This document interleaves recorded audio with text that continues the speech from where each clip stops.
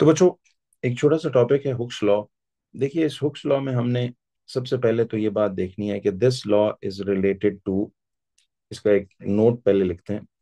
तो you have this in your PDF, dynamics की PDF में आपके पास ये पूरा टॉपिक होगा। If you can open it, तो आप उधर से बेशक देख के कर लो, इसको लिखने की फिर जरूरत नहीं। इधर ही बैठे बैठे इसको सिर्फ जहन नशीन कर लें कि क्या करना है। तो अब देखिए, this law is related to, तो ये कोई चैप्टर नहीं है, एक छोटा सा टॉपिक है बस फॉर एटीपी। इसको देख लीजिए एक दफा कि this law is related to extensions. This law is related to extensions produced, yeah, this law is related to extension produced in a spring. Extension produced in a spring, ठीक है, when a load is attached to it. तो जब किसी भी चीज के साथ आप एक लोड अटैच करोगे, तो उस स्प्रिंग में एक एक्सटेंशन कॉज होगी। तो अब फोर्स यानी लोड, अच्छा, इस लोड को बेसिकली हम फोर्स से ही रिलेट कर रहे हैं। तो जब आप किसी स्प्रिंग के साथ कोई लोड बांधोगे, ठीक है, तो वो स्प्रिंग ऑब्वियस बात है कि स्ट्रेच होगा, एक्सटेंड होगा। तो इस लॉ का बड़ा सिंपल सा, ये बहुत आसान सा टॉपिक है। It is related to extensions produced in a spring when a load is attached to the spring. ठीक है, तो लोड बेसिकली वो वजन है, वो फोर्स है जो स्प्रिंग को खींच रहा है। अब आप सबको एक बात ये पता होनी चाहिए कि देखिए, इस टॉपिक में हम ये बेसिकली करने वाले हैं कि सपोज ये एक सपोर्ट है, एक सीलिंग है, छत या कोई ऐसी सपोर्ट टाइप से हमने बनाई हुई है, और इधर से हम इसके साथ एक स्प्रिंग ऐसे करके एक स्प्रिंग यहाँ लगाते हैं। अब आप सबको ये पता है कि, जी मैं भेज दूंगा, आप सबको ये बात पता है कि ये जो स्प्रिंग है इस वक्त, ये जब इस सपोर्ट से हैंग हुआ हुआ है ऐसे, तो this spring which is hanging like this, जरा जवाब देना, क्या इसके साथ इस वक्त कोई लोड अटैच्ड है? कोई वजन या लोड मैंने ऐसे नीचे इसके साथ बांधा हुआ? बिल्कुल नहीं बांधा हुआ। तो इसका मतलब ये होगा कि ये जो इस स्प्रिंग की लेंथ बनेगी, ये वाली, ये जो स्प्रिंग की लेंथ बनेगी, दिस विल बी कॉल्ड, जब उसके साथ कोई लोड अटैच्ड ना हो, तो that length of the spring is called the original length. इसको कहा जाता है original length of the spring, and उसको हम डिनोट करेंगे with L O. L O का मतलब है एल ओरिजिनल, यानी O for original and L for length. तो इसको आप डिनोट कर दो एल ओ यानी ओरिजिनल लेंथ से। ठीक है, तो इसको हम यहां से यूं लिखेंगे एल ओ, ओरिजिनल लेंथ। अब एक डेफिनेशन आपसे मांगता है वो, कि जब इधर आपने लोड या फोर्स इसके साथ 0 न्यूटन्स अटैच की, ठीक है, इस स्प्रिंग के साथ आपने कोई लोड अभी इधर ऐसे हैंग नहीं किया, तो फिर जो भी स्प्रिंग की असली लेंथ होगी, उस लेंथ को हम original length of the spring बोलेंगे। डिनोट उसको करेंगे एल ओ, यानी ओरिजिनल लेंथ। ठीक है, अब ये जरा थोड़ा एमसीक्यू और एटीपी टाइप टॉपिक है खाली, तो इसलिए इसको हम इधर देख रहे हैं। फिर अब इसकी एक डेफिनेशन आपसे वो पूछता है कि what is original length of the spring. तो स्प्रिंग की ओरिजिनल लेंथ को कैसे डिफाइन करें? Original length of the spring की डेफिनेशन ये होगी कि it is the length of the spring, it is the length of the spring when no load or force is attached to the spring। तो जब spring के साथ आप कोई लोड या फोर्स अटैच नहीं करोगे, जी बस अब ये चूंकि टॉपिक पूरा ही कर रहे हैं तो फिर इसमें डेफिनेशन वगैरह सारी चलो आ सकती हैं, याद रख लो। तो अब original length of the spring is that length of the spring जब उसके साथ कोई लोड या फोर्स अटैच्ड ना हो।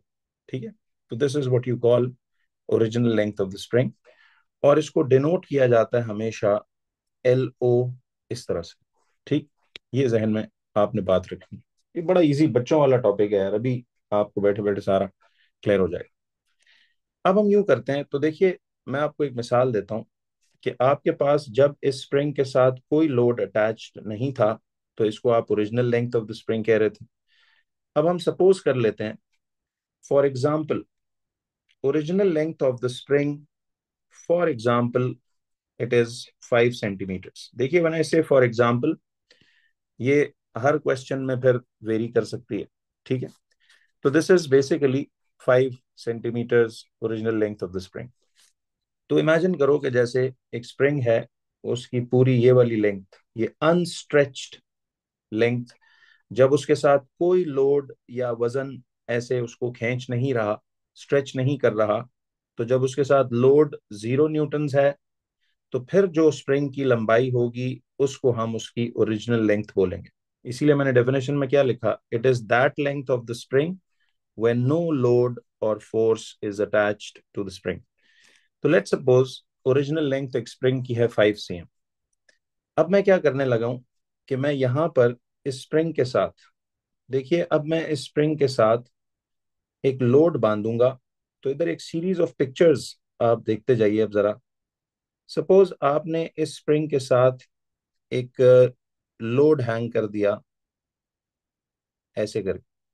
ठीक है, suppose you hang a load with this spring and the load is 10 Newton's.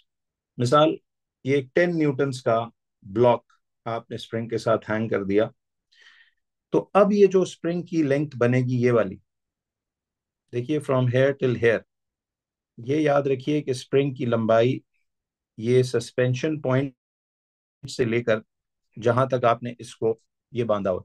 ठीक है, तो मेरा आपसे सवाल ये कि अब इस लेंथ को हमें क्या कहना चाहिए। नहीं, नोट्स ना बनाए, I send the PDF again to you. वैसे आई सेंड द डायनामिक्स वाली काफी टाइम पहले वो भिजवाई हुई थी रिवीजन के तौर पे, लेकिन उसी में ये आपको मिल जाएगा। पैराशूटिस्ट जर्नी के बाद ये टॉपिक था। अब इसको हम कहेंगे, जब आपने 10 न्यूटन का लोड इसके साथ हैंग किया हुआ है, अब इसको हम original length of the spring नहीं कहेंगे, बल्कि we will call it the total length of the spring. ठीक है, नहीं कोई एडिशन नहीं है इसमें, वही सेम टॉपिक है। इसको total length of the spring कहेंगे और डिनोट इसको करेंगे अब एल टी से। तो समझ रहे हो, एल ओ था original length, and L T यानी T for total and L is for length. तो अब मुझे ये बताओ बच्चों कि अगर आपने यहाँ पे फोर्स या लोड 10 न्यूटन्स का हैंग किया, तो जाहिर है ये लोड जो है ये ग्रेविटी ऑफ द अर्थ इसको अपनी तरफ खींचेगी 10 न्यूटन फोर्स से, तो इस स्प्रिंग में एक्सटेंशन कॉज हुई। ये वही स्प्रिंग है, यही वाला, जिसकी ओरिजिनल लेंथ 5 cm थी जब उसके साथ कोई लोड अटैच नहीं था। बट अब हमने उसके साथ जो है एक 10 न्यूटन का उसी स्प्रिंग के साथ लोड अटैच कर दिया।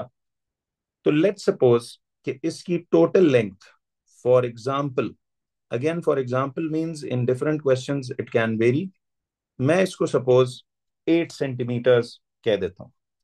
तो जरा आप मुझे जवाब दीजिए कि अगर इस स्प्रिंग की ओरिजिनल लेंथ, इसकी एल ओ यानी ओरिजिनल लेंथ सपोज हमने 5 cm ली थी, और उसके साथ अब 10 न्यूटन का लोड बांधा और उसकी टोटल लेंथ 8 cm हो गई, तो what is the extension produced in this spring. Extension, बिल्कुल सही। It's a very simple thing, बच्चों वाला मैंने इसलिए कहा कि एक टॉपिक है, तो सुन लो तो ये बात आपको सारी समझ आ जाएगी, इसमें कोई इतनी रॉकेट साइंस नहीं। तो इसका मतलब ये हुआ कि हमें अगर पूछा जाए कि 10 न्यूटन्स का, सी अ लोड ऑफ 10 न्यूटन्स, तो इसको हम वर्ड वाइज लोड कह देंगे इस चैप्टर में, और डिनोट उसे फोर्स की तौर पे ही करेंगे, क्योंकि लोड भी एक वजन है, एक फोर्स है। तो मेरा आपसे सवाल ये था कि देखिए इसमें अगर हम बात करें एक्सटेंशन की, तो extension produced in the spring, if I ask you के extension produced in the spring due to the 10 newtons load will be how much, तो आप बोलेंगे कि इट विल बी 3 सेंटीमीटर्स। बिल्कुल सही है। कैसे पता लगा ये? कि देखिए स्प्रिंग की ओरिजिनल लेंथ, जब उस पर कोई लोड अटैच नहीं था, तो हमने एग्जांपल ली ना कि सपोज इस स्प्रिंग की ओरिजिनल लेंथ 5 cm, देखो हमने 5 अज्यूम की थी। अब जब उसके साथ आपने एक 10 न्यूटन का लोड बांधा तो उसकी लेंथ आ गई 8 cm। तो टोटल लेंथ, अब उसमें ओरिजिनल प्लस एक्सटेंशन दोनों शामिल हैं, तो टोटल लेंथ उसकी 8 cm। तो मुझे ये बताइए कि फिर अगर मैं आपसे पूछूं सबसे पहले तो कि एक्सटेंशन, तो आपने कहा जी एक्सटेंशन विल बी 3 सेंटीमीटर्स, तो the extension produced as a result of 10 newtons load will be 3 cm. Actually, what did you do? You subtracted the total length 8 minus 5 किया उसमें से, तो पता लग गया ना कि यार एक्स्ट्रा 10 न्यूटन्स का लोड हैंग करने से उसमें extra 3 cm additionally length stretch हुई है कि नहीं। अब सबसे पहले तो ये चीज है कि एक्सटेंशन को डिनोट किस अल्फाबेट से करते हैं। इस चैप्टर में extension will be denoted with small E, not capital E. Can you tell me the formula for extension?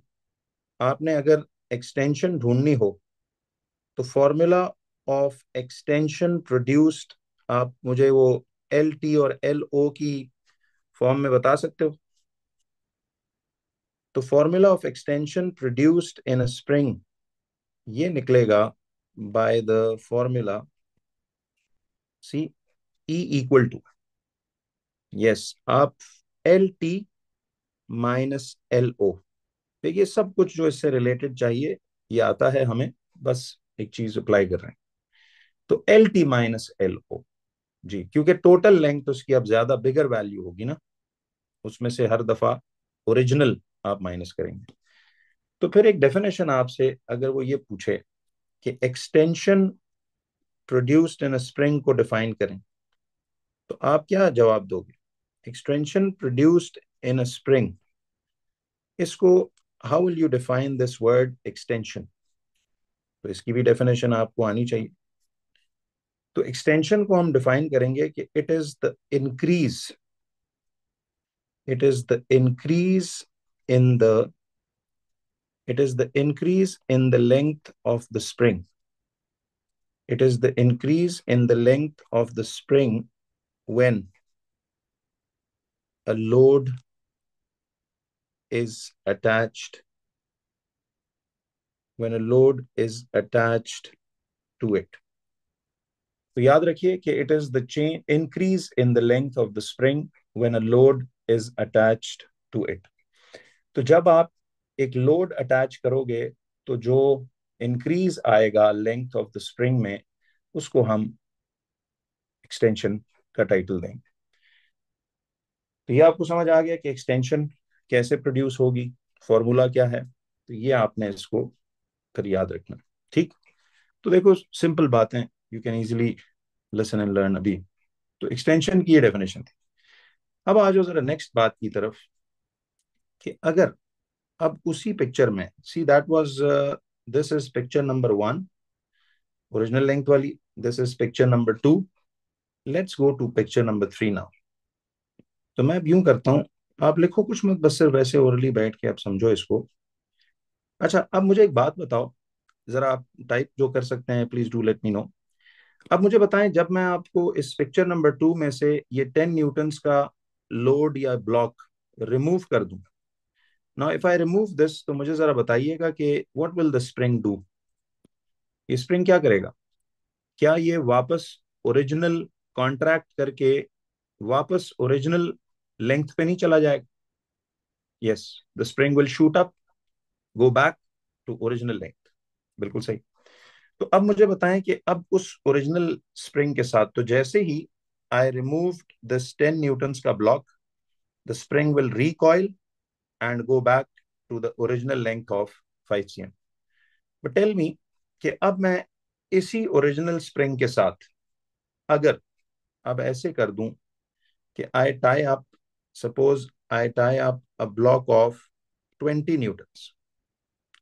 So what will happen now? If I hang a block of 20 newtons with this, so suppose the load जिसको हम force या F capital कह रहे हैं, suppose when you hang a 20 newtons block, now what will happen? जी मैं आता हूँ उस पे। ये जो बात आप पूछ रहे हो ना कि अगर बहुत ज्यादा वजन बांध दिया जाए जो स्प्रिंग की कैपेसिटी से ज्यादा हो, तो फिर वो हम पढ़ेंगे कि स्प्रिंग परमानेंटली डिफॉर्म हो जाएगा, वो बात की बात। बट फर्स्ट करो ये भी इसकी बर्दाश्त के अंदर वैल्यूज हैं, तो स्ट्रेच वेट हैंग करने से it will stretch, when you will remove the weight it will recoil elasticity की वजह से back to its original length. But now अगर अब आप 20 न्यूटन का लोड हैंग करो, तो सपोज अब इसकी जो टोटल लेंथ है L T, for example that goes to 11 centimetres. ठीक है, अब ये वैल्यूज आपको नोट्स में भी एग्जैक्टली इसी तरह मैंने रखी हुई हैं। तो मुझे एक बात बताओ, what is the extension producing in this case when you are hanging a 20 newton load? Extension, बिल्कुल ठीक, आंसर्स ठीक आ रहे हैं। तो फॉर्मूला वही है L T minus L O. तो what is the L T right now? It is 11 cm। तो the spring shows a total length of 11 cm, और इसमें से हम एल ओ यानी 5 cm माइनस कर देंगे, तो 11 minus 5 would be a 6 centimetres की एक्सटेंशन। तो इसका मतलब है कि ये स्प्रिंग आपको 6 सेंटीमीटर्स की एक्सटेंशन शो करेगी। बट अब अगेन बताओ कि suppose this spring is still in its elastic limit, और मैं यहां से ये 20 न्यूटन का लोड अब रिमूव कर देता हूं, तो फिर ये स्प्रिंग वापस recoil back to original length of 5 cm नहीं कर जाएगा ऐसे स्प्रिंग बैक करके? तो सपोज अब मैं चौथी पिक्चर में, in the fourth picture now, फिर मैं इस स्प्रिंग को इसके साथ हैंग करता हूं now a load of 30 Newton's. तो सपोज नाउ द लोड या द फोर्स इज 30 न्यूटन्स। तो इसकी जो ये पास आपके एल टी आ रही है, for example this is 14 centimetres. ठीक है, तो now suppose the total length is 14 cm। Can you tell me के what is the value of extension when a load of 30 is attached? Extension हर दफा L T minus L O, बिल्कुल सही है। L T is 14 minus L O is 5, तो this is an extension of 9 cm। जरा गौर कीजिएगा, एक connection यहां आपको समझ आता जाएगा। वैसे what are you feeling, load बढ़ाने से, as you're increasing the amount of load hanging with the spring, what is the amount of extension doing?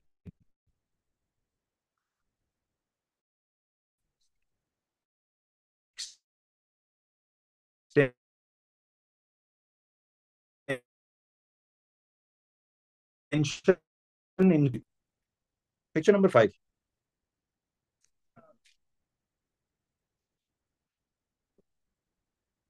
Similarly अगर आप इसकी पिक्चर नंबर 5 को देखें, देखो अब सपोज मैं इसके साथ हैंग करता हूं अ लोड ऑफ 40 न्यूटन्स। ठीक है, तो और आपके पास,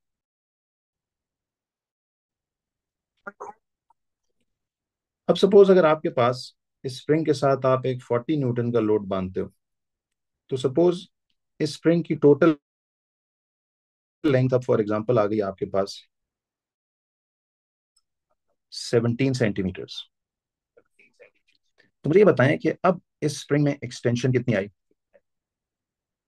फिर वही बात है कि L T minus L O. अब टोटल लेंथ इसकी एल टी है 17 cm, और एल ओ तो शुरू से ही स्प्रिंग की ओरिजिनल लेंथ हमने कितनी अज्यूम की थी? 5 cm ही की थी। तो 17 minus 5 this will B 12 cm। तो एक्सटेंशन आपकी आ रही है 12 सेंटीमीटर। ठीक है, तो अब जरा एक सेकंड, मैं कुछ आपको इधर सिर्फ एक चीज वेरीफाई कराना चाह रहा हूँ। अब सिक्स्थ पिक्चर पे आप देखिए इसमें कि सपोज हम यूं करते हैं कि अब यहां से इस स्प्रिंग के साथ अब हम बांधते हैं 50 न्यूटन्स का लोड। ठीक है। तो अब जब इसके साथ लोड या फोर्स 50 न्यूटन्स का है, तो सपोज फॉर एग्जांपल 20 cm। अब ये जो वैल्यूज मैं बता रहा हूं आप इन्हीं को समझें, ये गिवन। तो जरा जल्दी से बताना कि इस केस में एक्सटेंशन प्रोड्यूस कितनी आएगी, स्प्रिंग में कितनी एक्सटेंशन आई। आप LT 20 cm माइनस LO 5 है, तो इसका मतलब है कि अब एक्सटेंशन जो है आपके पास 15 सेंटीमीटर आ गई। ठीक। अब इन सारी वैल्यूज को आप जरा अपने सामने एक टेबल में, इसको हम अपने सामने लगाते हैं। बट देखिए आपने इसमें यह करना है कि जरा आप एक टेबल ऑफ वैल्यूज इधर से निकालते हैं। टेबल ऑफ वैल्यूज में वी कैन टेक, यहां पर आप suppose load in newtons and extension in centimetres. तो लोड जब इस न्यूटन्स का लोड डाला, फिर 20 न्यूटन्स का लोड डाला, then 30 newtons, then 40 newtons, and then 50 newtons. ठीक है। ये लोड हमने डाले। अब जब इस पे लोड 0 न्यूटन्स था, देखिए 0 न्यूटन्स लोड था, तो एक्सटेंशन इसमें कितनी अकर हो रही थी। याद रखिए, जब लोड 0 न्यूटन्स था तो सॉरी एक्सटेंशन भी इसमें 5 ना लिख देना कहीं। एक्सटेंशन इसमें अगर हो रही थी 0 की। देखिए ना, जब इस पे लोड आपका लोड 0 न्यूटन्स था, तो एक्सटेंशन भी 0 सेंटीमीटर ही नहीं होगी, क्योंकि कुछ उस पे लोड ही नहीं डाला, तो वो स्ट्रेच तो हो ही नहीं रही। तो आपका ये टेबल जो फिल होगा कि ऑन 0 न्यूटन्स का load the extension was 0 centimetres. फिर जरा आप अपनी वो वैल्यूज देखिए, अगर जब लोड 10 न्यूटन्स था तो एक्सटेंशन ई कितनी थी। जरा देखिए, अब मैं आपको ऐसे प्रीव्यू देता हूँ पीछे एग्जांपल्स का, कि देखिए जब आपके पास लोड इस पे था 10 न्यूटन्स, तो एक्सटेंशन इसमें अकर हो रही थी आपकी 3 सेंटीमीटर्स। देखिए ना, जब लोड आपने 10 न्यूटन्स का लगाया तो एक्सटेंशन अकर हो रही थी 3 सेंटीमीटर्स, क्योंकि टोटल लेंथ थी 8 cm, ओरिजिनल लेंथ थी 5 cm, तो फिर 8 - 5 द एक्सटेंशन वाज 3 सेंटीमीटर्स। तो और करो कि जब लोड 10 न्यूटन्स था तो एक्सटेंशन वाज 3 cm। तो मैं यहाँ पे टेबल फिल करता हूँ, लोड 10 था तो एक्सटेंशन वाज 3 cm। इसी तरह जब आप देख रहे थे कि लोड वाज, सी इधर से देख के बता रहा हूँ, लोड 20 न्यूटन्स था तो एक्सटेंशन आपके पास 6 cm आ रही थी। तो लोड जब 20 न्यूटन्स था तो एक्सटेंशन आपके पास आ रही थी 6 cm। फिर इसी तरह लोड जब 30 न्यूटन्स था, लोड जब देखिए आपके पास 30 न्यूटन्स था, लोड 30 न्यूटन्स था तो एक्सटेंशन वाज 9 cm। तो लोड 30 था तो एक्सटेंशन 9 cm थी। इसी तरह लोड जब 40 न्यूटन्स हुआ, देखिए लोड 40 न्यूटन्स था तो एक्सटेंशन आपके पास 12 cm आ गई। तो ये आपके पास 12 cm ऐसे आ गई। और फिर इसी तरह लोड जब 50 न्यूटन्स था तो एक्सटेंशन वाज 15। ये टेबल आप सबको समझ आया। अच्छा, अब इसमें एक थोड़ी वैल्यू बड़ी अनयूजुअल है, वो बताता हूँ कैसे। ठीक है, जरा देखिएगा इसमें कि अब यहां तक तो आपने चले इसको ऐसे देख लिया ना।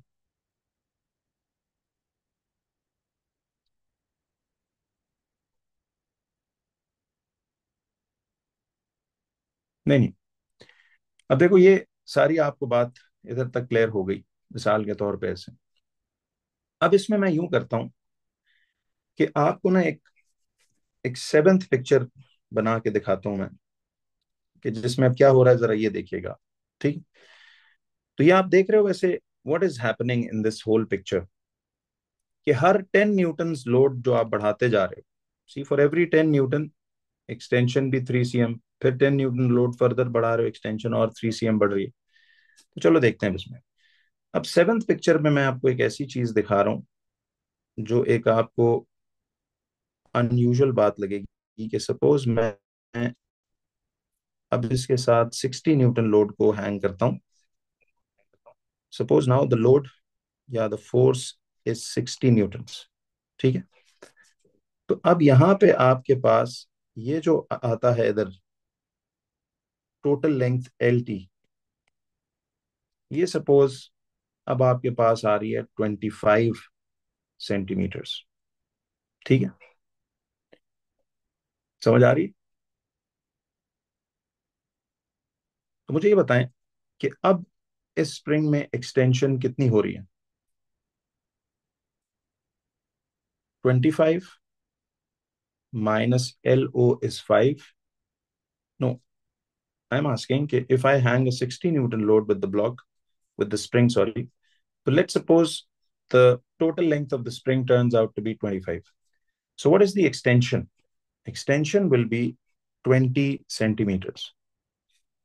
So this is a fairly simple abhi exercise सी हो रही है इधर, कि see when the load is 60 newtons, now the extension value is 20 cm. तो मैं इसको भी फिल अप कर लेता हूँ इस टेबल में ऐसे करके। जी बिल्कुल सही है।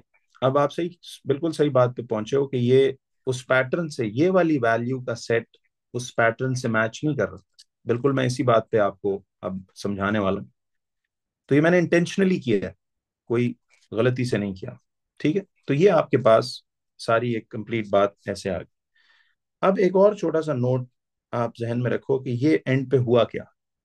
अब सुनना इधर कि व्हाट इज हैपनिंग। मेरा आपसे पहला क्वेश्चन ये है कि एक लफ्ज हम फिजिक्स में पढ़ते हैं, इलास्टिक मटेरियल्स।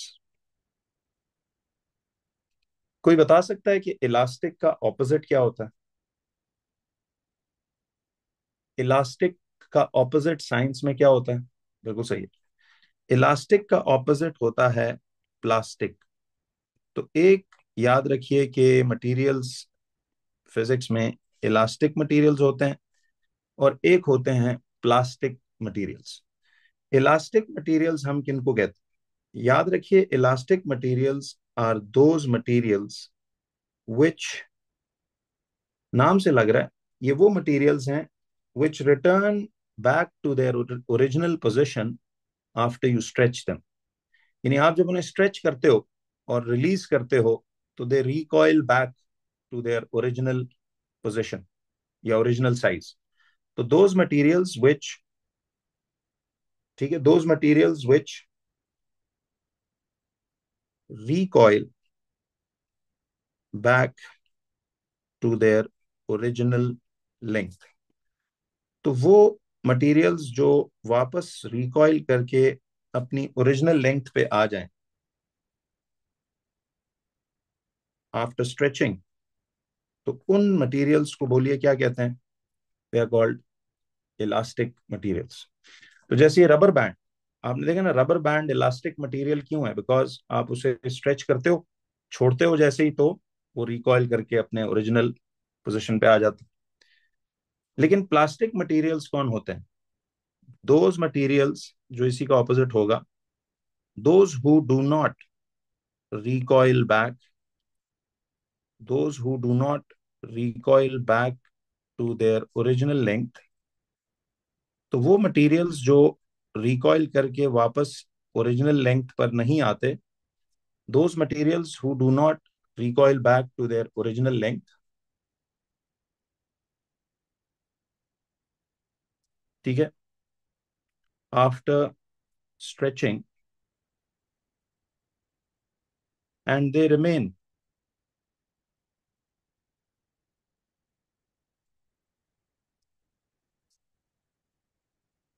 deformed। ठीक है, they remain deformed। इन तरह के मटेरियल्स को हम प्लास्टिक मटेरियल्स का टाइटल देते हैं। इजी बात है। तो अब ये सारी चीज आपने जब देखी इधर होते हुए, तो मुझे इस टेबल ऑफ रिजल्ट से एक चीज बताओ, व्हाट इज हैपनिंग इस टेबल ऑफ रिजल्ट्स में। यू आर क्लियरली सीइंग कि देखो, जैसे जैसे आप लोड बढ़ाते जा रहे हो, जैसे जैसे लोड बढ़ाते जा रहे हो, एक्सटेंशन भी क्या करती जा रही है, बढ़ती जा रही है। लेकिन ये पैटर्न, एक प्रॉपर पैटर्न सिर्फ इस पोर्शन ऑफ द टेबल में फॉलो नहीं हो रहा। ये लास्ट वैल्यू थोड़ी एनॉमलस वैल्यू है, यानी ये उस ट्रेंड को फॉलो नहीं कर रही।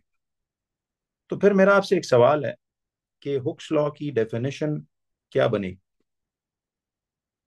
हुक्स लॉ की डेफिनेशन है, देखिए, हम कहते हैं दिस लॉ स्टेट्स दैट, ठीक है, दिस लॉ स्टेट्स दैट, क्या ख्याल है, how will you define this, कि फोर्स और एक्सटेंशन क्या डायरेक्टली प्रोपोर्शनल है या इनवर्सली प्रोपोर्शनल। जवाब देना जरा। बिल्कुल सही। तो हुक्स लॉ की डेफिनेशन सिंपल ये है कि this law states that the force is directly proportional to the extension, is directly proportional to the extension produced in the spring, to the extension produced in the spring, ठीक है। But इसमें condition है, ये पहली बात है। This law states that, this is sorry the first point, कि जब आपको बोले कि force is directly proportional to the extension produced in the spring, but condition ये है कि विद इन द इलास्टिक, या पहले हम यूं कह लेते हैं, with in the limit of proportionality.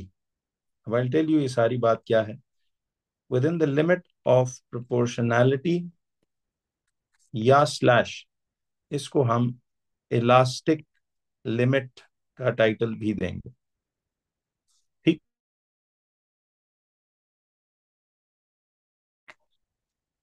जी बिल्कुल इसी बात में है कि लिमिट ऑफ प्रोपोर्शनैलिटी हम किसको कहते हैं, मैं आपको ये भी समझाता हूँ। तो हुक्स लॉ की डेफिनेशन,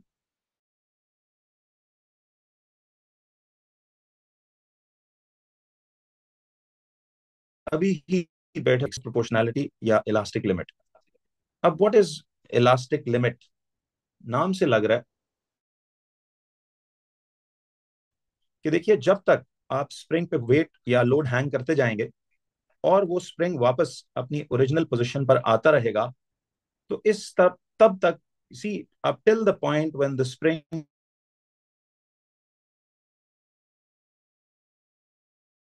द लोड, तो दैट इज विच लिमिट या विच रीजन। बिल्कुल सही, दैट इज इलास्टिक रीजन। लेकिन एक टाइम आता है बच्चों के, जब आप उसके साथ उसकी कैपेसिटी से ज्यादा लोड हैंग कर दो, और वो स्प्रिंग इतना ज्यादा स्ट्रेच हो जाता है कि जब आप उससे लोड रिमूव भी करते हो तो it keeps, it keeps itself in that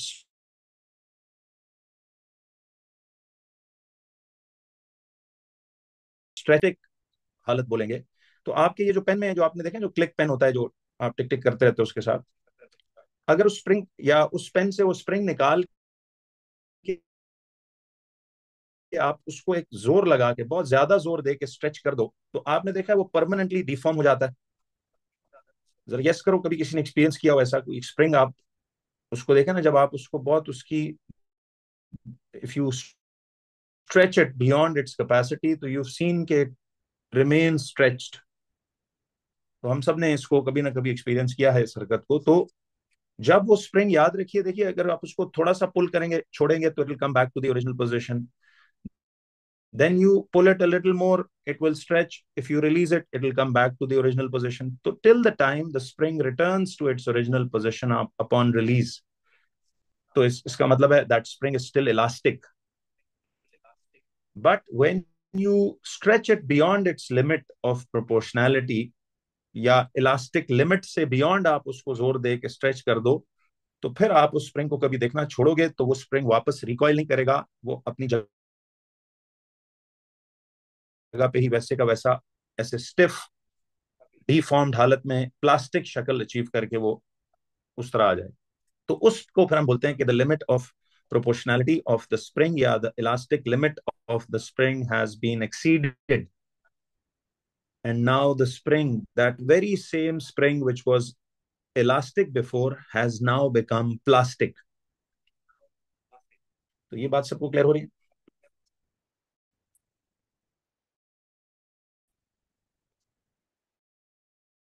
तो इस चीज को आपने जरा अब जहन में रखना। तो अब आ जाइए जरा नेक्स्ट बात की तरफ कि equation of Ohm's law, sorry ये हुक्स लॉ क्या बनती है। तो ये भी जहन में रख लीजिए। अब इक्वेशन ऑफ हुक्स लॉ, इस डेफिनेशन से अब हम एक इक्वेशन यूं क्रिएट कर लेते हैं कि देखिए वो कह रहा है कि force is directly proportional to extension. ठीक है। तो अगर force directly proportional to extension है तो आपको पता है कि फोर्स एफ आ गया। जब आप साइन ऑफ प्रोपोर्शनैलिटी हटाते हो तो ना सिर्फ इक्वल टू इधर इंट्रोड्यूस होता है बल्कि एक कांस्टेंट के वो भी इंट्रोड्यूस होगा, और ये ई साथ उसके मल्टीप्लाई हो जाएगा। तो the formula for Hooke's law will be F equal to K E. ये आप याद कर लो कि एफ इक्वल टू के ई। तो असल में ये थ्योरी के लिए कोई इतना इंपॉर्टेंट टॉपिक नहीं था।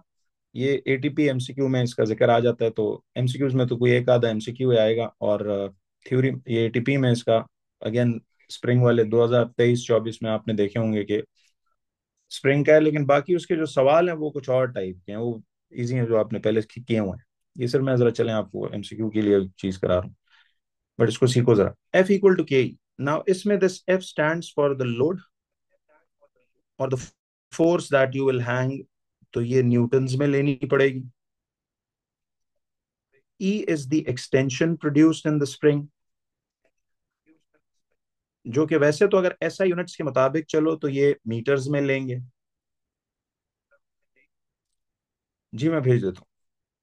और अब इसमें ये जो के है, देखिए ये जो के है इसको समझने की जरूरत है कि दिस के इज व्हाट।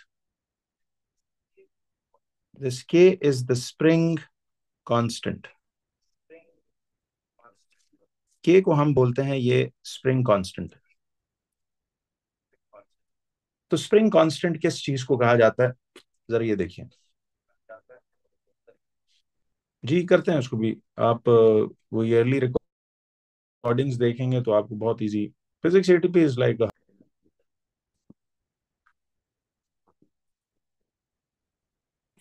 अच्छा, अब बच्चों देखो,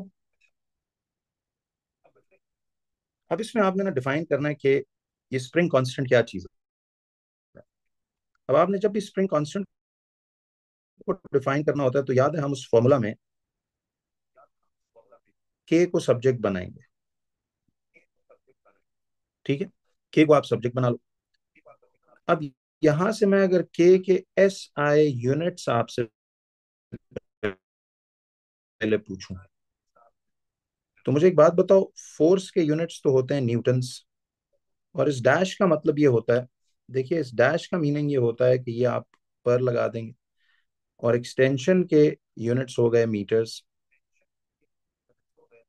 तो मुझे ये बताओ कि इसके यूनिट्स न्यूटन पर मीटर नहीं आ जाएंगे? बिल्कुल सही।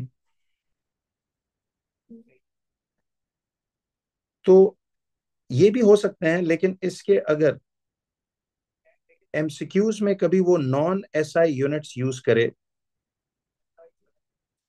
तो वो न्यूटन पर सेंटीमीटर्स भी इसको बोला करता है। तो आपको अक्सर ऑप्शंस में एमसीक्यू की ऐसे भी दिखाई दे सकता है कि वो सेंटीमीटर्स को चेंज कर ही नहीं रहा। हालांकि असूलन तो फिजिक्स कानून के मुताबिक you should change the extension के units to metres also, but if he keeps it in centimetres it doesn't matter. इस टॉपिक में आप न्यूटन पर मीटर में भी ले सकते हो और न्यूटन पर सेंटीमीटर में भी ले सकते हो। ठीक है जी। But how will you define if I ask you के how will you define this spring constant K, इस स्प्रिंग कांस्टेंट K की डेफिनेशन आप कैसे लिखेंगे? जरा मुझे बताइएगा बच्चों, क्या ये स्प्रिंग कांस्टेंट K F और E के रेशो को कह रहा है या F और E के प्रोडक्ट को कह रहा है? What is K in this case? Isn't it the ratio between force and extension? तो देखो, सब पता है आपको, कोई इसमें नया काम नहीं कर रहा। तो spring constant is the ratio, spring constant किसको कह रहे हैं हम? It is the ratio between force and extension produced in a spring. तो दीज आर डेफिनेशंस, कहीं पूछ ले, बात पता हो तो आपको बहुत इजीली ये याद रह सकती है चीज। तो spring constant is actually the ratio between force and extension. ठीक है, तो it is the ratio between force and extension.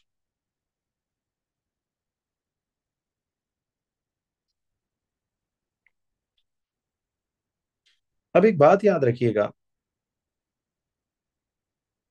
we can remember a note over here कि the value of K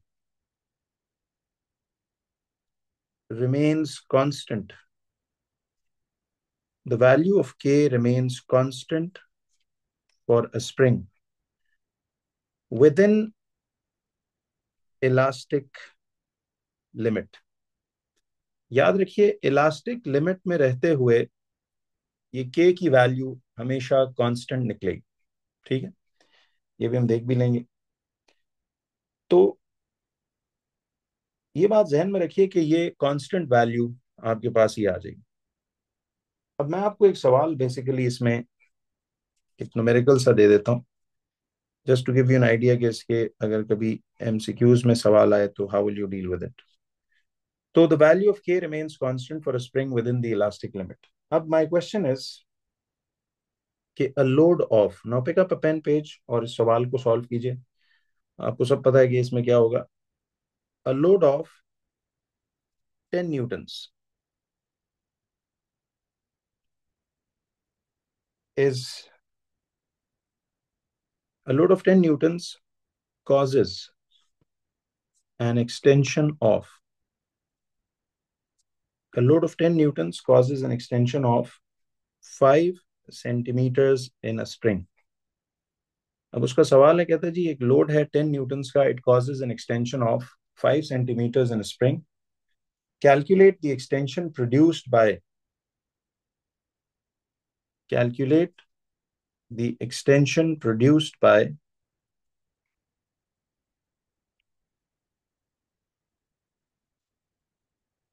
extension produced by a load of 50 newtons.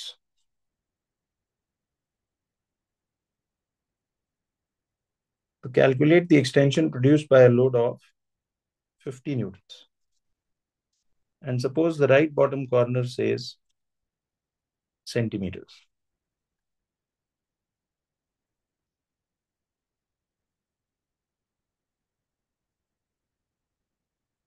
See, I told you कि जब आपको ना कोई formula दिया जाए तो फिर उस पर यूनिटरी आपने अवॉइड करना है।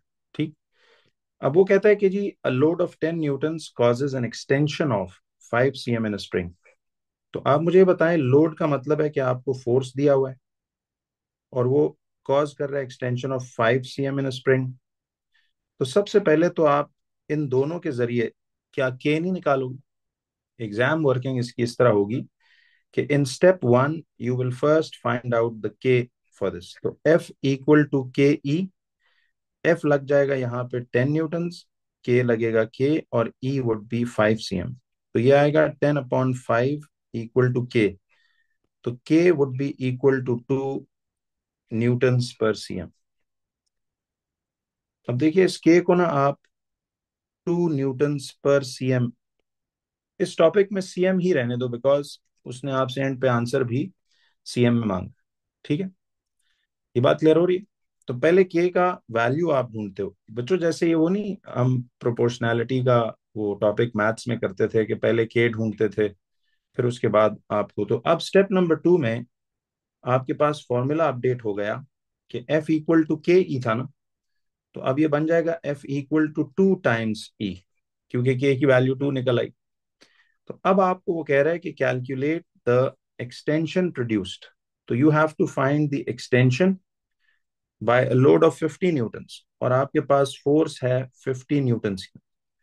तो आप F की जगह 50 लगाओ, और 2 की जगह 2 लगाओ, E की जगह E लगाओ, तो 50/2 would be equal to E, and E would be 25 centimetres. तो आपने इसको सीएम में इसलिए रखना था कि यहाँ उसने क्लू आपको ऐसे दिया, बट अवॉइड यूनिटरी, बेशक जवाब सही आए, you better avoid unitary in this case. ठीक है,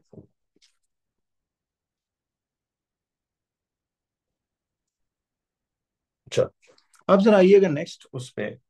तो एक्सटेंशन आपके पास इसकी 2 cm, 25 cm ये आ गई। Moving on to the next question, जरा एक और सवाल आप लोग देखो इसमें।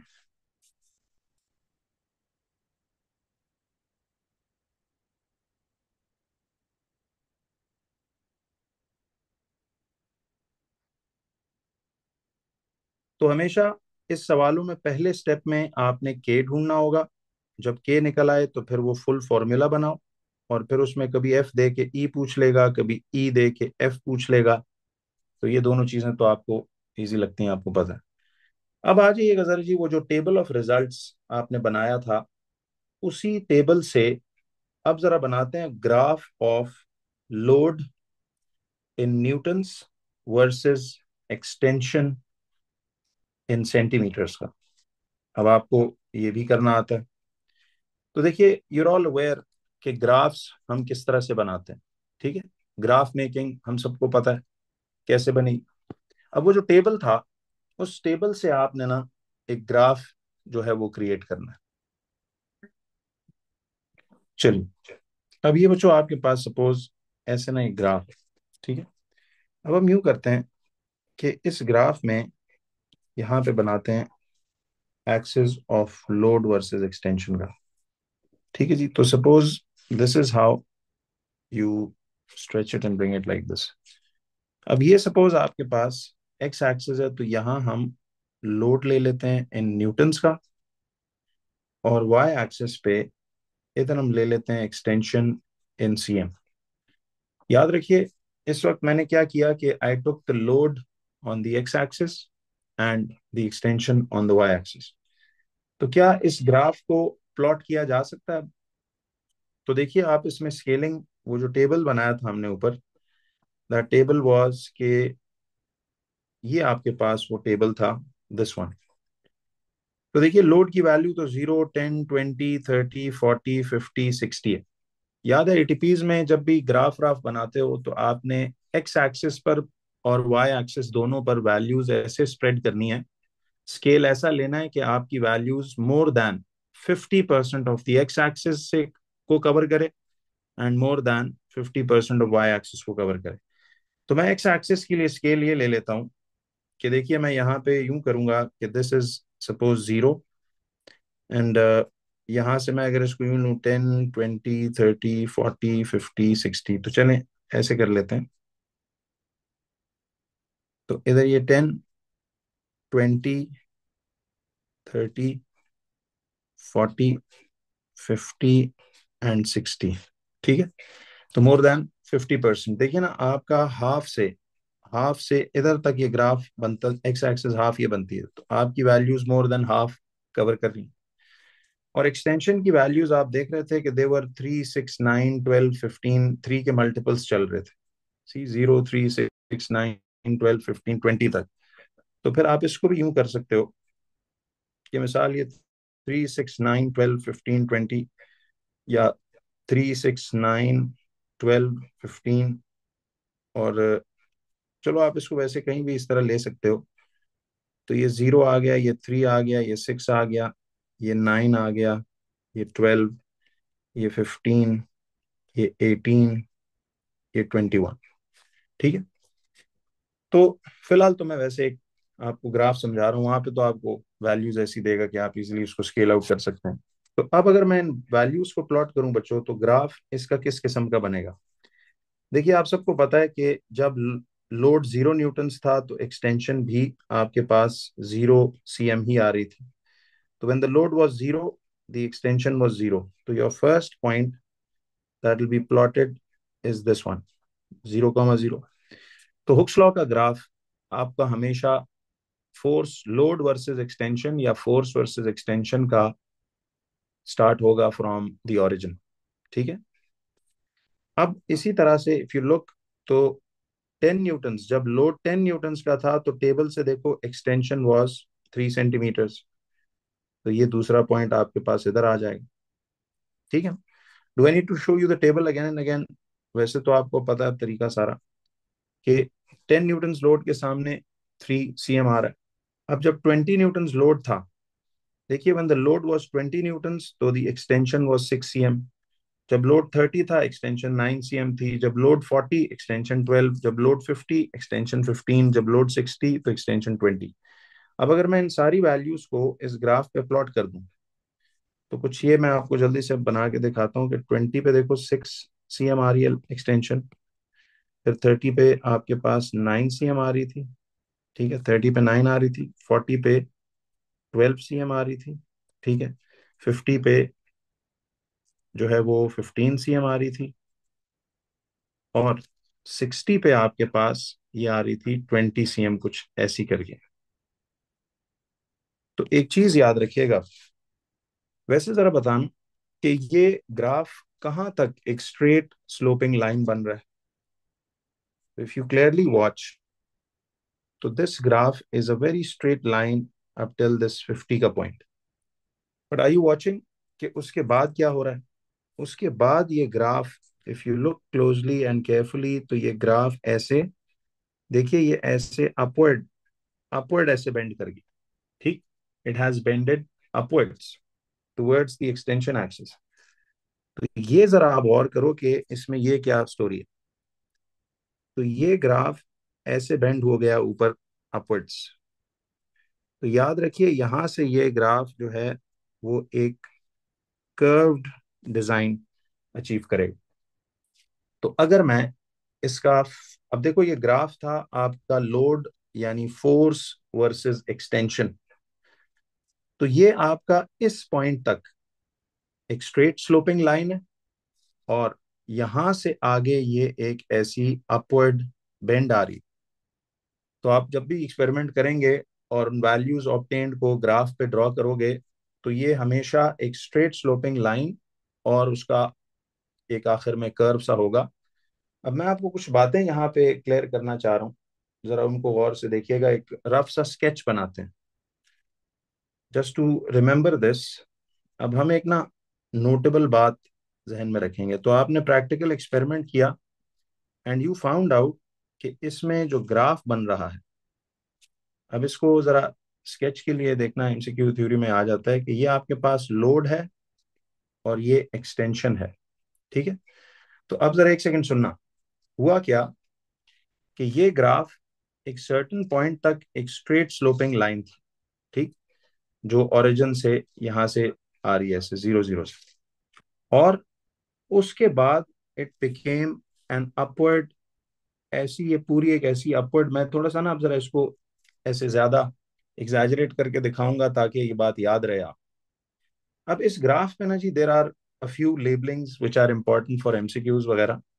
तो देखिए अब इस पॉइंट को मैं इस, जहां पे ये ग्राफ का ओरिजिन है, I call this point as O. ठीक है। और इस पॉइंट को मैं कह लेता हूं जहां तक ग्राफ एक स्ट्रेट लाइन है, ए। और ये जो कर्व्ड पोर्शन है, इसको I will call it a B point. Now I need some labellings from you, जो ये एमसीक्यू के सवालों में पूछता है। जरा अब ये हम ना इधर कुछ नोट्स क्रिएट कर रहे हैं। तो रफ स्केच तो ये वाला है।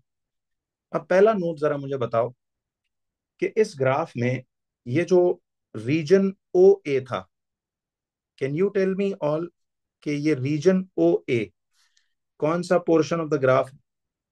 इस रीजन, ये पूरा एक रीजन है ना। देखो this O A is a complete reason.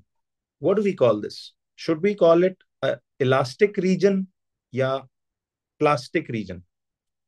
याद है, जब तक ग्राफ एक स्ट्रेट स्लोपिंग लाइन होगी तो हम इस पोर्शन को हमेशा, we will call this as the elastic region, because this is a complete region of the graph.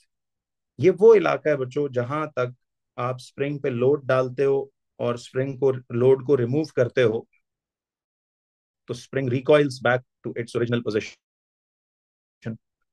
इसी तरह तो region O A will be called as the elastic region. Region O A को हम elastic region कहेंगे।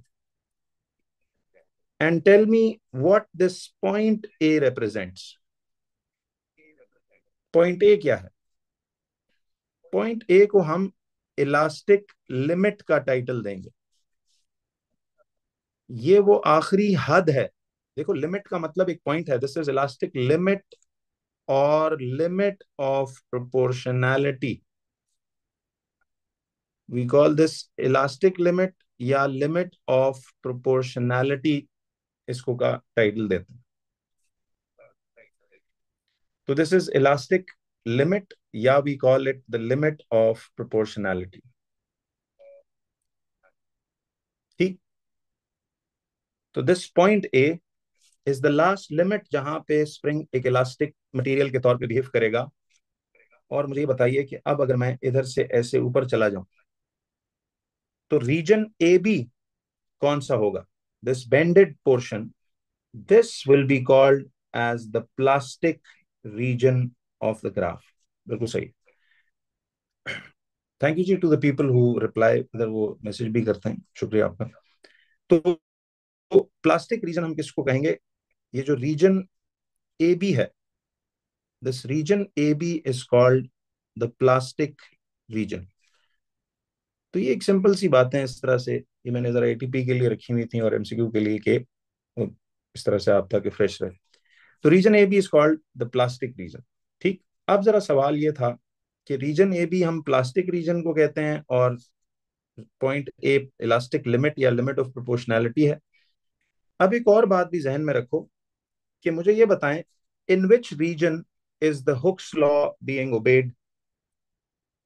ये सवालात आते हैं एमसीक्यूज में 1 मार्क्स के कि in which region is the Hooke's law being obeyed.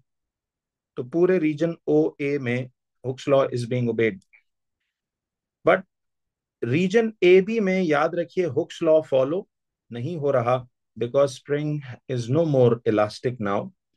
तो ये बात भी जहन में रखिए कि इस रीजन ओ ए में एफ इज डायरेक्टली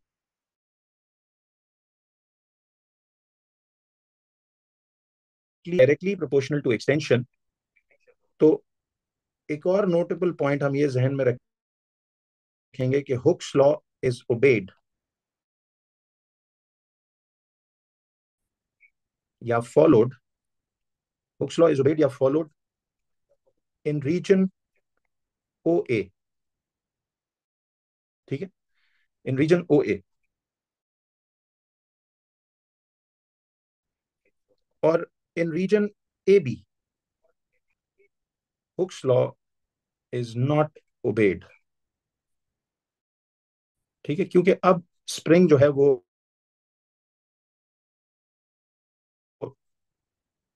ठीक है, तो ये आपने बातें कुछ जहन में रखनी है। और फिर एक और बात कि हुक्स लॉ का graph,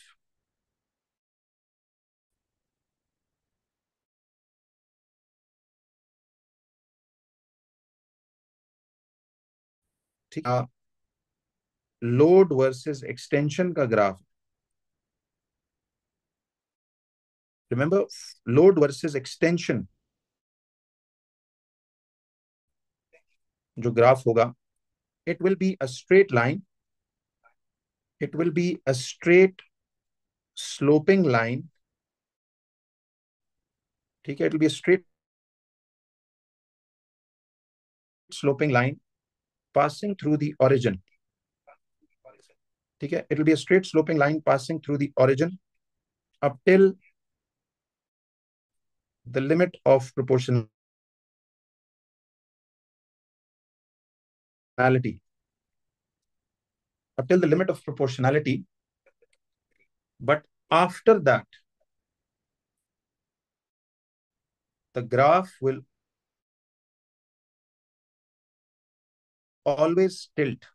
The graph will always bend towards the extension axis. The graph will always bend towards the extension axis. तो हुक्स लॉ में बच्चों याद रखिएगा कि ग्राफ जो है फोर्स या लोड वर्सेस एक्सटेंशन का, it will be a straight sloping line passing through the origin up till the limit of proportionality, but after that the graph will always bend towards the extension. अब मैंने ये जो बात लिखी है, जरा इसको आप गौर कीजिएगा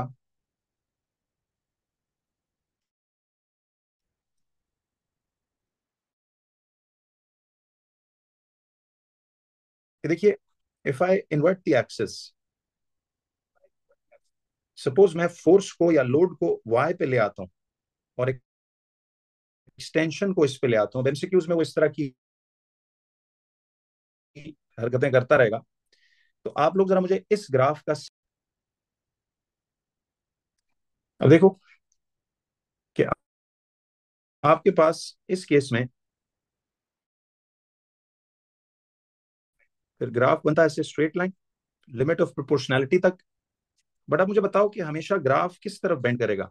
after the limit of proportionality the graph will always bend towards the extension axis. तो अब जिस एक्सिस पे एक्शन प्लॉट हुई है वो उस तरफ ग्राफ ऐसे बेंड करेगा। समझ गए कि जिस तरफ एक्सटेंशन प्लॉट हुई है एक्सिस की तरफ बेंड करेगा। ये क्लियर हुआ? तो ये चीज ध्यान में रखिए कि ग्राफ हमेशा एक्सटेंशन एक्सिस की तरफ फिर बेंड करता है। तो ये बात अब आप लोगों को अगर क्लियर है तो इसके बाद जरा, क्यों जी, इसमें कोई मसला तो नहीं? पक्का?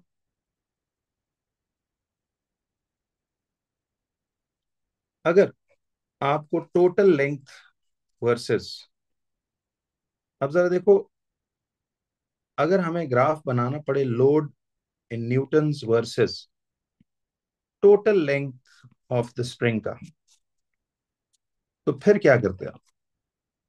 तो ये भी जरा आप इसका ग्राफ देख लीजिएगा कि load versus total length of the spring का ग्राफ कैसा होगा। तो देखिए, इसमें हमें ये करना पड़ेगा कि आप वही जो वैल्यूज ऑफ टेबल आपने ली थी इनको एक दफा दोबारा हम यहां देखते हैं, लेकिन अब लोड का लेना है ग्राफ वर्सेस एल टोटल के साथ। एल टोटल इन सेंटीमीटर। देखिए, जब आपके पास लोड 0 न्यूटन्स था, जरा रिकॉल करो, लोड जब 0 था तो आपका total length of the spring कितनी थी?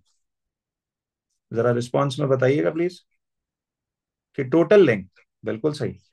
सी if I go back to the very beginning जहां से हमने ये बात शुरू की थी, तो अगर आप पहली पिक्चर पे जाओ, ठीक, अब जरा देखो पहली पिक्चर पे अगर आप देखो तो यू कैन क्लियरली सी कि original length of the spring आपके पास 5 cm आ रहा है। ठीक है, original length of the spring 5 centimetre आ रहा है। तो मुझे ये बताओ कि जब लोड आपके पास कुछ नहीं था तो यही ओरिजिनल लेंथ ही एक्ट नहीं करेगी एज टोटल लेंथ ऑल्सो? क्या ख्याल? यही ओरिजिनल लेंथ एक्ट करेगी ना as total.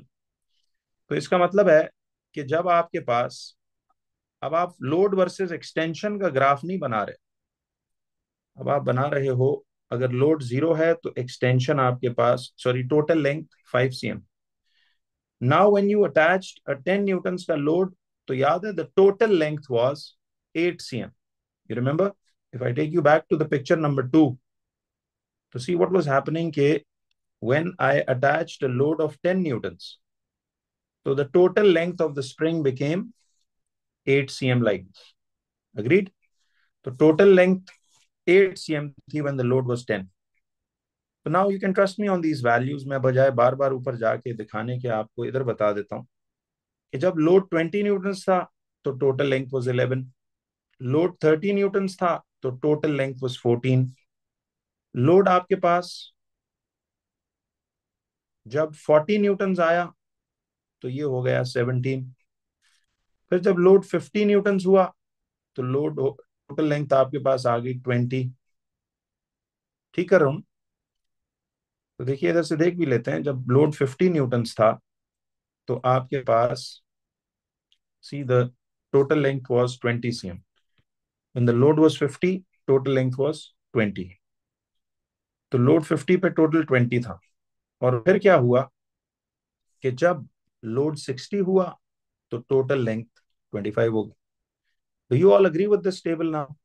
But mind it, हम इस वक्त लोड वर्सेस टोटल लेंथ की बात कर रहे हैं, एक्सटेंशन की बात नहीं। तो अब अगर मैं इसका ग्राफ बनाऊं, graph of load versus total length of the spring, तो फिर क्या डिफरेंस होगा इसके ग्राफ का अगर आप एक पेन पेज पे स्केच बना लें। तो लेट्स सी कि what is the difference in the graph of total length versus the load. तो जरा ये देखिएगा, मैं आपको इसको ड्रॉ करके यूं बता देता हूं। नाउ सी,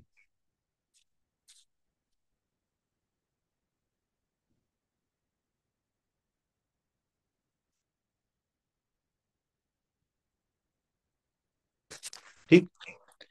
अब हम graph of load versus total length, extension नहीं, अब we are going for total length. तो नाउ वॉच दिस जी कि अगर मैं इसको अब यहां से ऐसे एक्सेस पे ले आऊं यूं, ठीक है।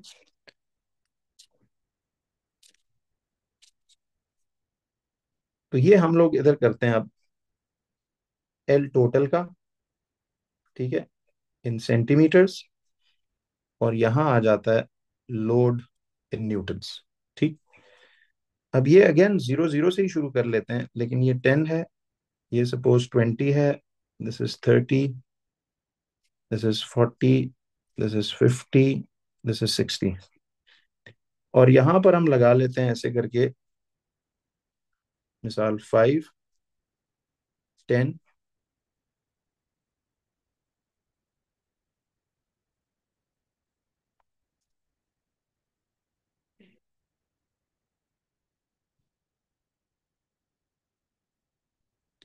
चलो थोड़ा सा और डिफरेंट वैल्यूज लेते हैं इसकी।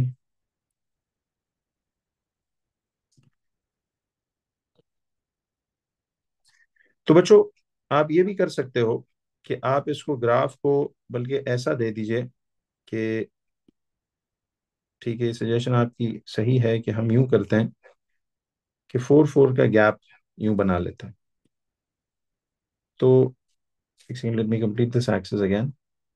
तो what we can do is कि इधर से अगर 4 8 12 16 20 हो जाए, या हम 4 8 12 16 20 25 कर दें, बहरहाल चलो इसको ठीक है ऐसे भी लगा सकते हो आप। मैं थोड़ा सा ग्राफ इसको बिगर कर देता हूँ, 4 8 12 16 20। Let's extend this graph a little ऊपर करके, ठीक है।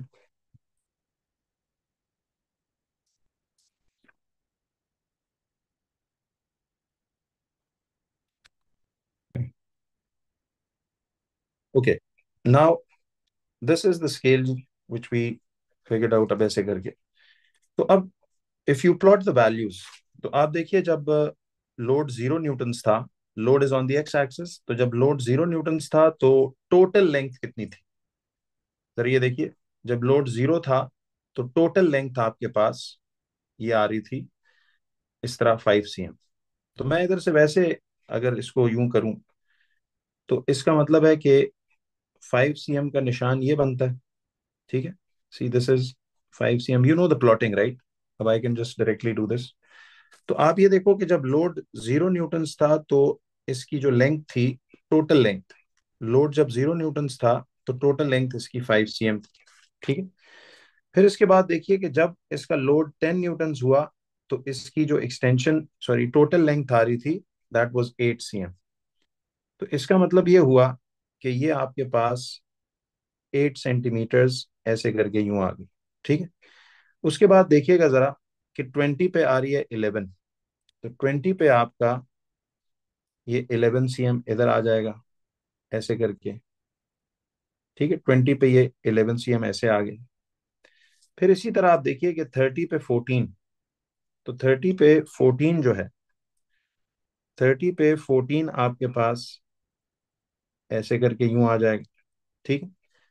फिर इसी तरह से 40 पे 17 जो है वो कैसे आएगा, तो 40 पे 17, तो 40 पे 17 will be somewhere over here. Again it is like a straight line, graph यूं जा रहा है। ठीक है। फिर 50 पे 20 आ रहा है, तो 50 वाली लाइन पे ये 20 ऐसे आ जाएगा। तो ये फिर से देखिए कि it is a straight sloping line. ठीक है। और फिर 60 पे आपका ये 25 यहाँ पे आता है। ठीक है। तो अगेन आर यू वाचिंग कि it is a straight sloping line up till this point. ठीक है। बिल्कुल एक स्ट्रेट स्लोपिंग लाइन आ रही है, और यहां से आगे ये एक फिर ऐसे अपवर्ड बेंड हो रहा है। तो ग्राफ का डिजाइन वही है कि पहला portion is a straight sloping line, and then after the limit of proportionality it's bending upward towards the length या एक्सटेंशन वाली एक्सिस। ठीक। बट इससे रिलेटेड एक दो सवाल आपसे अब पूछने हैं। जरा यस करो, सबको ये ग्राफ बिल्कुल क्लियर है कि टोटल लेंथ का वर्सेस लोड बनाना, या टोटल, ये sorry, extension versus load, values ही डिफर होंगी, बाकी तो सेम कहानी। अब जरा इस ग्राफ से रिलेटेड जो पहला सवाल, अगर सपोज कभी ग्राफ ऐसा आपको, वैसे एमसीक्यूज में ये ग्राफ आपको ड्रॉन, पहले से ड्रॉ दे देगा, और पहला एफएक्यू पूछेगा कि फ्रॉम योर ग्राफ, तो आपने देखा ना जैसे केमिस्ट्री एटीपी में भी पूछता था, और इसमें भी तो सेम कहानियां वही हैं सारी। इसीलिए याद है आपको ग्राफिकल बेसिक्स सारी कराई जाती थी इन द वेरी बिगिनिंग, जब हम basics related to maths physics chemistry करते थे, तो वो हर सब्जेक्ट में हर चैप्टर में वो चीजें काम आती। तो अब फ्रॉम योर ग्राफ वो कहता है कि फाइंड, अच्छा फर्ज करो एग्जाम में फॉरगेट किया, आपको कोई टेबल ऑफ रिजल्ट्स दिया हुआ था। ठीक है। और आपको एक प्रॉपर ग्राफ पे ऐसा लोड वर्सेस टोटल लेंथ का ग्राफ दे देता है डायरेक्ट। ठीक है। और अब आपसे वो आगे फॉलो अप में सवाल पूछता है। तो मुझे ये बताइए, कहता है from your graph find the original length of the spring. जरा बताइए कि आप original length of the spring graph से कैसे निकालेंगे। 1 मार्क। जरा बताइए how will you find the original length from the graph, अगर डायरेक्टली, फॉरगेट के मैंने उसमें शुरू में क्या पिक्चर्स बनाई थी। Suppose if you have been given this kind of a graph of load versus total length, and you are asked to find the original length of the spring, तो आपने ओरिजिनल लेंथ को कैसे define किया था। Original length उसी को कहते हैं ना कि जब लोड स्प्रिंग पे 0 न्यूटन अटैच्ड हो, when the load is 0 Newton, तो उस वक्त जो स्प्रिंग की टोटल लेंथ होगी, क्या वही टोटल लेंथ उसकी ओरिजिनल लेंथ ही नहीं होगी। बिल्कुल सही। तो 0 न्यूटन्स के सामने, 0 न्यूटन्स के सामने ग्राफ पे जो भी रीडिंग आए वो हमेशा उस स्प्रिंग का ओरिजिनल लेंथ हुआ करता है। तो what I can do is कि मैं इस लेंथ को कह देता हूं कि ये इसकी एल ओ, यानी ओरिजिनल लेंथ। ठीक है। तो आपने कैसे ढूंढना है original length of the spring, जब भी टोटल लेंथ वर्सेस लोड का ग्राफ दिया हो और उससे ओरिजिनल लेंथ पूछे, तो आप 0 न्यूटन्स की लोड के सामने जो लेंथ आती है उसको मानोगे इसकी क्या, ओरिजिनल लेंथ। ठीक है। तो आपने क्या करना है कि original length will be 5 centimetres. Note ये याद रख लेते हैं कि check the corresponding check the corresponding length in front of 0 newtons load. This will give you the what? The original length of the spring. ठीक है, बड़ा इजी सा, ये देख रहे हो आप, सिंपल बात है इस टॉपिक में। तो क्लियर हुआ सबको ये? यस करो अगर आपको ये बात समझ आ गई। चलो, अब एक दूसरा सवाल इससे वो ये पूछ सकता है कि find the length of the spring. Graph को कैसे यूज करनी है, सारे आंसर्स अब ग्राफ से देने हैं आपने। Find the length of the spring when a load of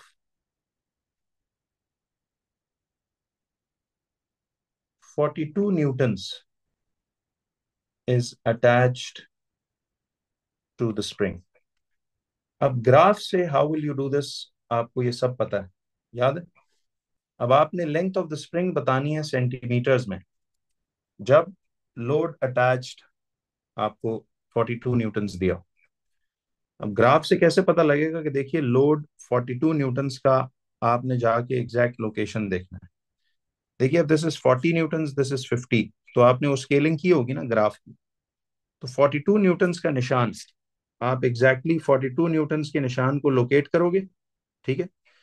और 42 न्यूटन्स के सामने, आपने 42 न्यूटन्स के सामने जाना है ऐसे ग्राफ पे, और जिधर वो ग्राफ को मीट करे उसके सामने जाकर आप इस टोटल लेंथ की वैल्यू नोट नहीं कर लेंगे।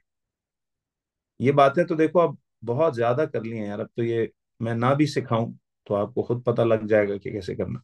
अग्रीड? होपफुली ये सबको क्लियर। तो आपने 42 न्यूटन्स के सामने, अब देखिए यहां से हम यूं करेंगे कि सपोज 42 न्यूटन्स के सामने हम जाते हैं और इधर से, तो 42 न्यूटन्स का ग्राफ का पॉइंट जिधर भी आए उसके सामने जाकर आपने देखना है कि ग्राफ पे क्या रीडिंग आ रही है, ठीक है। तो that will give you the reading of the total length. तो वहां तो प्रॉपर ग्राफ बना होगा, तो फिर तो निकाल लेंगे। तो देखिए ये 42 न्यूटन्स का लोड हमें अगर दिया हुआ है, तो सपोज 42 का एग्जैक्ट निशान लोकेट किया हमने, और एक डॉटेड लाइन ऊपर ले जाके ग्राफ के सामने जो भी रीडिंग आएगी वो आंसर होगा। तो suppose this is somewhere 17.5 cm, कुछ रफली मैं बात करूं फिलहाल। तो सपोज ये 17.5 cm आ गई, मिसाल दे रहा हूं। जो भी उस वक्त रीडिंग आएगी आप उस रीडिंग को यहाँ पे एक्सेप्ट कर लोगे। तो सपोज मेरा आंसर आ रहा है 17.5 cm, और वट एवर 19, 18 जो भी, ठीक, समझ आई। तो ये इस तरह से आपका वैल्यू यूं आ जाएगी। क्लियर हुआ सबको? जरा यस करते जाओ बच्चों, ताकि एक तसल्ली रहे मुझे कि समझ आ गई। अब इसी तरह इफ ही आस्क्स यू के state the value of the load, state the value of the load attached, state the value of the load attached to the spring, state the value of the load attached to the spring it had a length of when it had a length of 13 centimetres. तो आपने बताना है कि उस पे कितने Newton's का load attach था। तो फिर इसको किस तरफ हम लेकर जाएंगे? तो ये वैसे रिवीजन है, आपको सारी ये बातें पता हैं, कुछ नया काम नहीं कर रहे हम। तो जी जी, अब जरा देखिए इसमें ये क्या होगा। तो आपने यहां से एक ग्राफ को, अब 13 cm फॉर एग्जाम्पल यहां कहीं आता है, तो आप इस 13 cm के सामने इधर से इसको देखोगे नीचे ये जाके, ठीक है। तो जो भी वैल्यू आए, इसको मिसाल आप 28 न्यूटन्स चलो मान लो फिलहाल, जो भी। तो ये सब बातें पता है, मैं वैसे एक रिवीजन दे रहा हूँ आपको। तो ये आपको 28 न्यूटन्स यूं करके आ जाएगा। ठीक। तो this is how you use to check the values. X दिया हो तो वाई बताना, वाई दिया हो तो एक्स बताना। ये सब हमें आना चाहिए। अच्छा, अब देखिए इसमें, तो सपोज ये आपके पास 28 न्यूटन्स, मैं इस तरह कर। अच्छा, अभी की टाइप का इस तरह भी सवाल हम किया करते थे, याद है? कि अगर वो आपसे ये पूछे कि अब ग्राफ से ही आपने मुझे इस सवाल का जवाब देना, कहता है calculate the extension produced in the spring. Calculate the extension produced in the spring when a load of. अब ये बड़ा एक इंटरेस्टिंग क्वेश्चन है जो आपने देखना है। कहता है calculate the extension produced in the spring when a load of, for example suppose वो कहता है कि जी for when a load of 15 newtons is attached with the spring। अब ये क्वेश्चन बच्चों 2 मार्क्स का है, जरा थोड़ा आप दिमाग लगाइए, हमने इसमें इस टाइप में क्या करना है। तो आपने मुझे ना एक्सटेंशन प्रोड्यूस निकालनी है सेंटीमीटर्स में। जरा ट्राई करो जल्दी से इसको। तो देखिए, कहता है calculate the extension produced in the spring when a load of 15 Newton's is attached with the spring. तो अब जरा मुझे एक बात बताओ कि इसमें सबसे पहले स्टेप 1 में हमें क्या करना पड़ेगा। देखो, उसने आपसे ये सवाल बड़ा इंपॉर्टेंट है, आपसे उसने एक्सटेंशन प्रोड्यूस मांगी है। उसने कहा है कि आप एक्सटेंशन निकालो। लेकिन मुझे ये बताओ कि ये ग्राफ तो किसका वर्सेस किसका ग्राफ है। ये तो टोटल लेंथ वर्सेस लोड का ग्राफ है। तो हमें एक्सटेंशन ढूंढनी है इसमें से। तो अब अकल करो कि सबसे पहला काम हमें क्या करना पड़ेगा। देखिए, उसने कहा कि आपके पास 15 न्यूटन्स का लोड है। तो 15 न्यूटन्स के बिल्कुल सामने, ठीक है, 15 न्यूटन्स के बिल्कुल सामने आपने जाके इधर पहले देखना है कि टोटल लेंथ कितनी आ रही है। देखो, ये 15 न्यूटन्स का लोड था। आपने इस 15 न्यूटन्स के लोड के सामने जाकर देखा कि इसमें एक्सटेंशन ये कितनी आ रही है। तो this will be somewhere around, I think ये आ रहा है आपके पास 10 है। तो चलो इसको हम कह लेते हैं कि ये 9.5 cm है। ठीक है, मिसाल इसको 9.5 cm कह लेते हैं। बट ये तो स्प्रिंग की टोटल लेंथ निकली है ना। देखो, ये तो इसकी टोटल लेंथ 9.5। हमें उसने पूछा है कि इसकी एक्सटेंशन निकालो। तो बच्चों समझ आई कि आपने 15 न्यूटन के सामने जाकर पहले ये जो रीडिंग निकाली 9.5 cm, ये क्या चीज है। ये 9.5 cm। तो आपने सबसे पहला काम ये किया कि 15 न्यूटन्स के सामने आपकी एल टी इज 9.5 cm। जरा बताओ एक्सटेंशन अब कैसे निकालें। स्टेप 2 में how will you find the extension produced. सवाल था find the extension produced. Any idea. तो एक्सटेंशन का फॉर्मूला तो L T minus L O नहीं। तो एल टी देखिए आपके पास 9.5 cm है और एल ओ आपके पास 5 था। तो 9.5 माइनस 5 विल बी 4.5 सेंटीमीटर। समझ आई। ये 5 वही original length of the spring नहीं। तो देखे ना, आपने एक्सटेंशन निकालनी है तो क्या वो ये वाला पोर्शन नहीं पूछ रहा। तो देखो, जो 15 न्यूटन्स के सामने ग्राफ, तो चूंकि टोटल लेंथ का ग्राफ है तो आपको टोटल लेंथ मिली 9.5। उस टोटल लेंथ 9.5 में से आपने ये 5 सब्ट्रैक्ट कर लेना। तो यू विल गेट 4.5 cm। तो ये आपके पास ऐसे करके ये निकल आएगा। जरा गेस करो, सबको बिल्कुल क्लियर हुआ?